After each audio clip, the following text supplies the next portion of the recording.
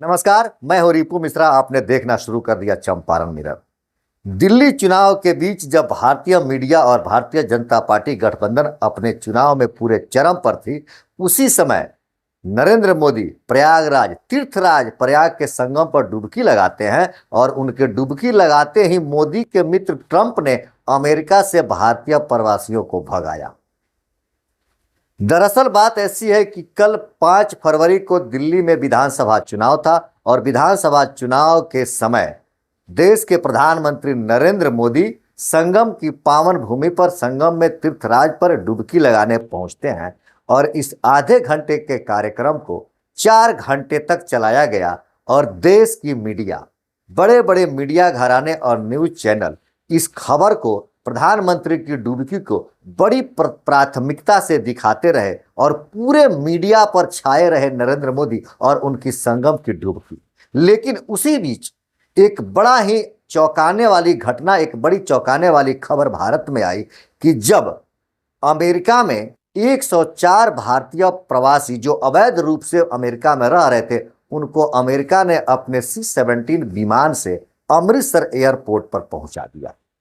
इस खबर को किसी बड़े मीडिया चैनल वालों के माध्यम से नहीं दिखाया गया, जबकि नरेंद्र मोदी के संगम में डुबकी लगाने की खबर को बड़ी प्राथमिकता से दिन भर दिखाया गया। या हम यह कहें कि जब तक दिल्ली का चुनाव संपन्न नहीं हो गया, तब तक संगम की डुबकी को बड़े बड़े मीडिया वाले दिखाते रहे और दिल्ली के मतदाताओं का ध्यान नरेंद्र मोदी के संगम पर अटकाते रहे।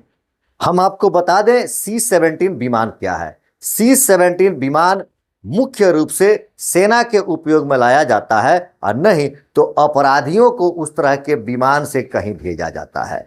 हालांकि अमेरिका में कई देशों के लोग अप्रवासी या अवैध रूप से रह रहे थे, जिन सभी लोगों को अमेरिका ने उनके देश भेजा है। हालांकि कई देशों के राष्ट्राध्यक्ष इस पर विरोध जताए कि हमारे देश के लोग वहां अपने जीविकोपार्जन के लिए, जीवन यापन के लिए और अच्छे जीवन के लिए गए हैं, न कि वह किसी तरह के आपराधिक प्रवृत्ति के लोग हैं और न ही किसी तरह की आपराधिक घटना को अंजाम देने के लिए गए हैं। इस पर उन लोगों का विरोध था।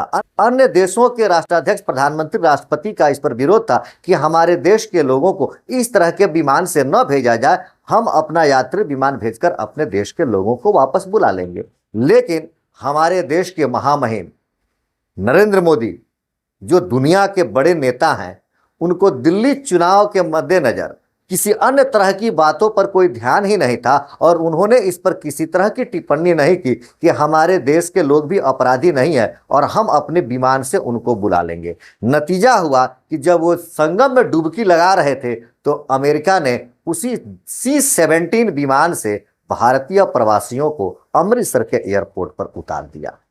हालांकि भारत के लोग जो अमेरिका से आए हैं वह किसी तरह के अपराधी नहीं है और उनके ऊपर कोई आपराधिक मुकदमा भी दर्ज नहीं है, लेकिन दावा इस बात का किया जा रहा है कि वो 104 लोग जो आए हैं अमेरिका से भारत में, उनके पैरों में, हाथों में और कमर में जंजीर थी। इस तरह की लोग कुछ दावा कर रहे हैं, जबकि भारतीय मीडिया इस तरह के किसी भी बात को न सामने रखी है और ना ही दिखाई है और ना ही भारत की बिकी हुई मीडिया, हम ऐसा कहें कि न ही भारतीय जनता पार्टी और भारत की मीडिया की गठबंधन इस तरह की खबर को लोगों तक दिखाने का प्रयास किया, क्योंकि उसी दिन दिल्ली का चुनाव था और दिल्ली के चुनाव में और दिल्ली में खासकर शिक्षित लोग रहते हैं, उन पर इस तरह के घटना का प्रभाव पड़ सकता था और दिल्ली चुनाव प्रभावित हो सकता था।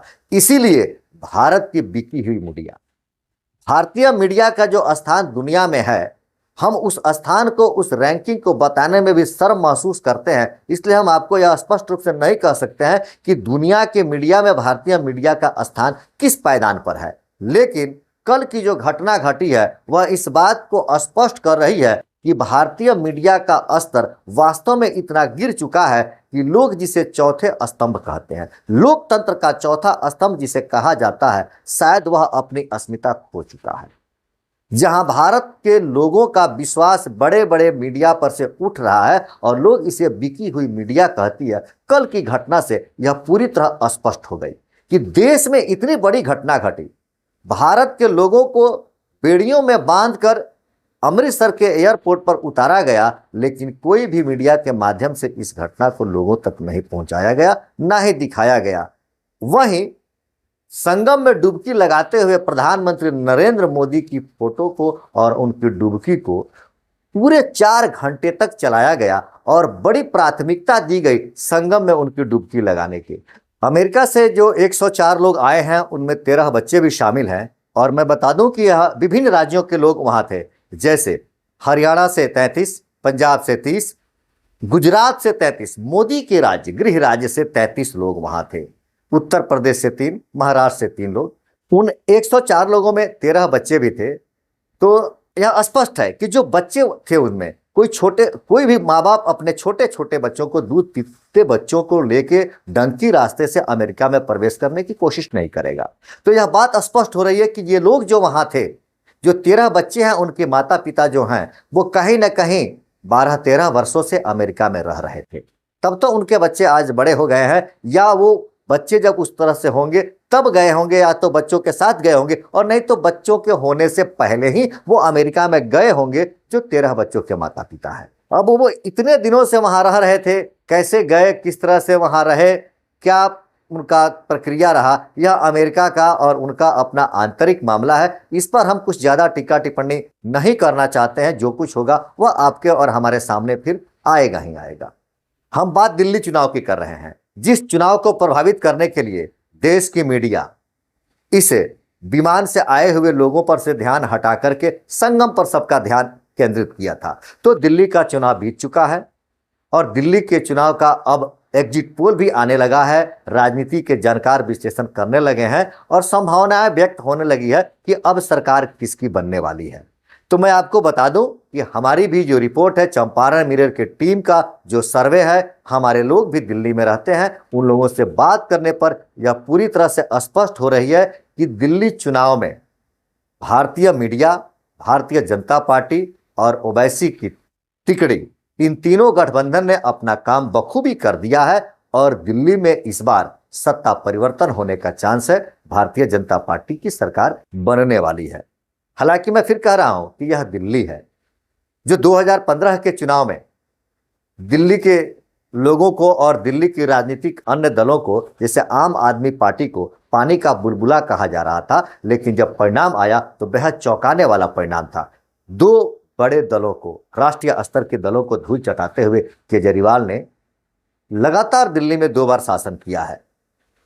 आज यह भले संभावना व्यक्त की जा रही है कि दिल्ली में भारतीय जनता पार्टी सरकार बनाने के कगार पर है और बना लेगी, लेकिन यह दिल्ली है। जब तक चुनाव का परिणाम सामने नहीं आता है, हम स्पष्टता से कुछ भी नहीं कह सकते हैं। लेकिन एक बात तो पूरी स्पष्टता से कहेंगे कि भारतीय मीडिया ने अपना काम बखूबी निभाया है और दिल्ली चुनाव से लोगों का ध्यान भटकाकर संगम पर केंद्रित किया है, जिसमें भारतीय जनता पार्टी और भारतीय मीडिया, जो देश का चौथा स्तंभ है, आप कहते हैं, हम कहते हैं, सब कहते हैं, लेकिन कल की जो मीडिया की करतूत रही है उसे देखकर वास्तव में अब यह संशय होने लगा है कि लोकतंत्र का यह चौथा स्तंभ अपनी अस्मिता खोते जा रहा है। और क्यों ना अब लोग इन्हें बिकाऊ मीडिया कहें, क्योंकि बड़ी घटना थी अमेरिका से लोगों का वापस आना और इस खबर को देश तक पहुंचाना। इस घटना को किसी बड़े मीडिया घराने के द्वारा नहीं दिखा करके मोदी का संगम स्नान दिखाना, यह कहीं ना कहीं संशय पैदा करता है। वैसे आपको क्या कहना है आज की इस रिपोर्ट पर? आप अपना विचार कमेंट करके जरूर बताएं। देखते रहे चंपारण मिरर। धन्यवाद।